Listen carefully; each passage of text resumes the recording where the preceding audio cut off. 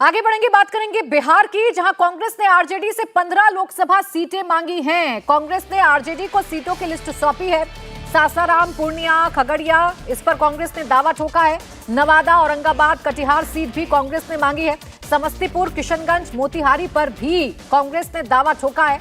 2 से 3 दिन में आरजेडी कांग्रेस की मीटिंग पर सीट में चर्चा होगी। तो 15 सीट कांग्रेस ने आरजेडी से मांगी है इस गठबंधन में। और देखिए, अभी बिहार ऐसा राज्य है जहां गठबंधन का फॉर्मूला क्या होगा, सीट शेयरिंग का फॉर्मूला क्या होगा, ये इंडिया गठबंधन अभी तक तय नहीं कर पाया है। विजय लक्ष्मी हमारी सहयोगी जुड़ गई ज्यादा जानकारी के साथ। विजय, क्या आधार है कांग्रेस का 15 सीटें मांगने को लेकर? देखिए प्राची, पिछली बार भी कांग्रेस पार्टी को 9 सीटें लड़ने को दी गई थी और बाकी तमाम जो लोकसभा की सीटें हैं उस पर आरजेडी चुनाव लड़ी थी। लेकिन आरजेडी का खाता भी नहीं खुल पाया था और कांग्रेस पार्टी ने किशनगंज की एक लोकसभा सीट जो है बिहार के चुनाव में जीती थी। इस बार भी सीट शेयरिंग पर कांग्रेस पार्टी अपना पिछला जो रिकॉर्ड है वो सब जो है वो गिना रही है और इसी को लेकर के सीट शेयरिंग की बात जो है दोनों पार्टी में चल रही है।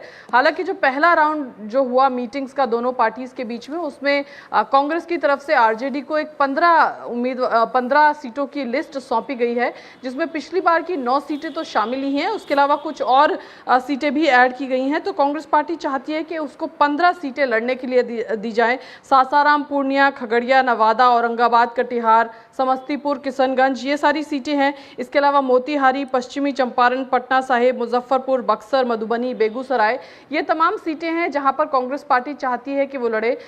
एक आधार तो ये है कि जहां पर भी कांग्रेस पार्टी के मजबूत चेहरे हैं, जैसे सासाराम मीरा कुमार की सीट है, औरंगाबाद से निखिल कुमार आते हैं, इसके अलावा कटिहार से तारिक अनवर हैं और कांग्रेस के जो मौजूदा सीएलपी हैं शकील अहमद खान, वो भी कटिहार से आते हैं। बेगूसराय से कन्हैया कुमार पिछली बार चुनाव लड़े थे। तो एक आधार तो ये है कि कांग्रेस पार्टी का जहां पर मजबूत चेहरे उनके पास हैं, वो सीटें कांग्रेस पार्टी चाहती है कि उन्हें चुनाव में लड़ने को दी जाए। और उसके अलावा पिछले चुनावों में जो परफॉर्मेंस रहे दोनों पार्टी, उसको भी आधार बना करके कांग्रेस पार्टी ने ये 15 सीटों की सूची जो है वो आरजेडी को सौंपी है। और अब अगले राउंड में सीट दर सीट दोनों पार्टीज के बीच में चर्चा होगी। दोनों पार्टीज उनका कैंडिडेट ठीक है। 40 में से 15 सीटों की डिमांड कांग्रेस ने कर दी है। अब आरजेडी का रुख क्या होगा, क्या 15 सीटें कांग्रेस को मिल पाएंगी, ये तो मीटिंग के बाद ही तय हो पाएगा कि क्या होगा इस गठबंधन का स्वरूप। बहुत शुक्रिया आपका विजय लक्ष्मी तमाम जानकारी के लिए।